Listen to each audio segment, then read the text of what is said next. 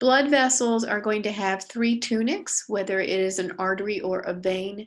Capillaries will be a little bit different, and I'll talk about those in a minute. But you're going to have to be able to tell me what these three tunics are and what's included in each tunic. So we're going to start with the inner tunic that lines the lumen. Remember, the lumen is the hollow portion of a tube. This is what the blood is flowing through. We'll start with the tunica intima. It's also known as the tunica interna. The term intima comes from the fact that this is the layer that is in intimate contact with the blood. It's going to consist of a simple squamous endothelium, so that's simple squamous epithelial tissue there, a subendothelial layer, as well as an elastic membrane. The tunica media will be the middle layer, and this is going to be typically your thickest layer, especially if we're talking about arteries. It's going to consist of smooth muscles and elastic fibers. These are the smooth muscles that are involved in vasoconstriction and vasodilation, and they will be innervated by the sympathetic nervous system. If you increase sympathetic input to the smooth muscles, vasoconstriction will occur. The smooth muscles will contract and the lumen will get smaller, or the diameter of the tube will get smaller. If sympathetic input decreases, vasodilation will occur. And you're also going to have an external elastic membrane in the tunica media. Moving outward, the outer layer is called the tunica externa. It's going to be connective tissue, so you're going to have some collagen fibers there.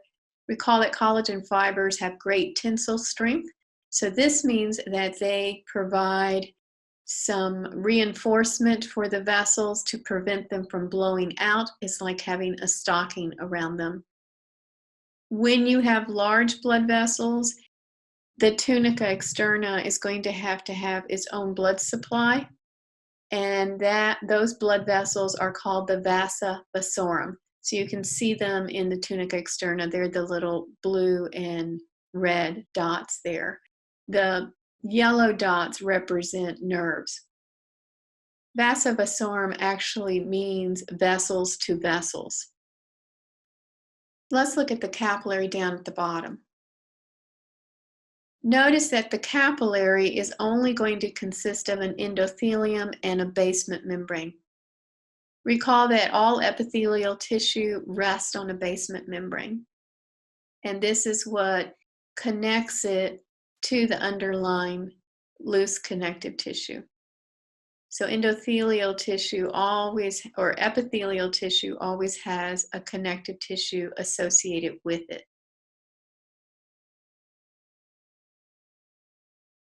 In this photograph, you can see the artery on the left and the vein on the right. What I want you to notice is the thickness of the walls, the size of the lumens, and the shape of the vessel.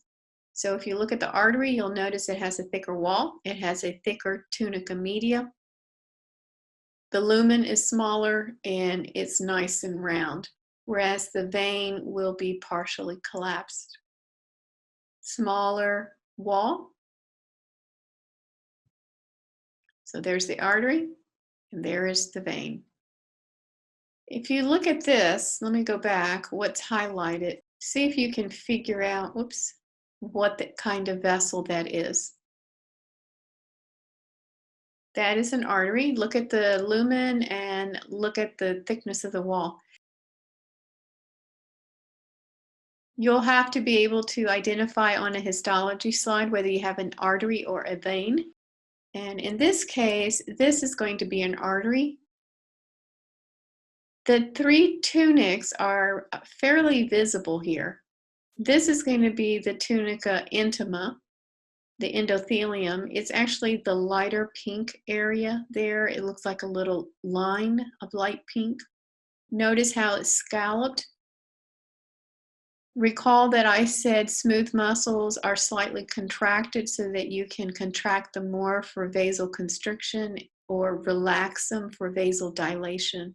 And so that little scalloped edge next to the lumen is very characteristic of arteries. This is the tunica media. Notice how thick it is. So those are all smooth muscles. And then you have the tunica externa.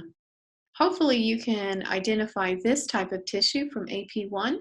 This is adipose tissue. Try to figure out what vessel this is. Is it an artery or a vein? It's an artery. And this is your vein. So notice how much larger the lumen is, the fact that the vein is partially collapsed and the wall is much thinner. And you can see the tunica media in the vein is much thinner than the tunica media in the artery. There are several different types of arteries. Elastic or conducting arteries are the arteries that are attached to the heart. They're going to have the thickest wall. They're very elastic, and so this accommodates blood when it's being ejected from the heart during systole. These vessels actually expand due to the elasticity or the elastic fibers, and then during diastole, the blood continues through the vessel and the vessel recoils. So you have a very healthy vessel. It's going to stretch and recoil in relationship to systole and diastole. And that's what you're actually feeling when you feel somebody's pulse. These vessels include the aorta artery and the pulmonary trunk artery. Remember, the aorta artery drains the left ventricle and the pulmonary trunk artery drains the right ventricle. So elastic arteries or conducting arteries offer very little resistance because they have so much elasticity. They can stretch to accommodate the blood as it's being ejected from the heart and then recoil when the blood continues downstream. The second type of arteries are your muscular arteries, and these are the arteries that have names to them that you're going to be identifying. So these are going to be your medium and your small arteries, the ones that are feeding your organs. And then the smallest of your arteries are called arterioles, and these are the ones that are going to feed your capillary beds. These are your resistance vessels. In other words, these are the vessels that are undergoing the vasoconstriction and vasodilation, and they're going to influence blood flow. If you have vasoconstriction of the terminal arterioles feeding the capillary beds, then that's going to decrease blood flow into the capillary beds. With the capillaries, as mentioned before, they're going to consist of a simple squamous epithelium layer that's called the endothelium, as well as usually a basement membrane. With veins, you have the larger medium-sized veins, and then you have the venules, and these are the smallest of your veins. And these are the ones that drain the capillaries or receive blood from the capillaries. Recall, arteries carry blood away from the heart, and veins always carry blood toward the heart. That's what defines whether you have an artery or a vein. It's not whether you have high oxygen or low oxygen in the blood. The aorta is going to be richly oxygenated since it's receiving blood from the left ventricle. This blood has returned back from the lungs. The pulmonary trunk artery, on the other hand, will be poorly oxygenated. This blood is coming from the right ventricle and is being sent to the lungs to pick up oxygen and get rid of carbon dioxide. So remember the rule. In the systemic circuit, arteries will be red and veins will be blue. So that means the arteries are going to be rich in oxygen and the veins will be low in oxygen. And this is just the color on the model. In the pulmonary circuit, arteries will be blue and veins will be red. That's because in the pulmonary circuit, the pulmonary trunk artery receiving blood from the right ventricle is taking the blood to the lungs, so the blood hasn't gone to the lungs yet to pick up oxygen. So arteries just carry blood away from the heart and veins carry blood toward the heart. Let's look at some differences between arteries and veins. Veins, as mentioned before, are going to have a thinner tunica media, so their walls look thinner. Their lumens will be larger and they'll be partially collapsed. In addition, veins will have valves, and that's because the pressure in the veins is very low.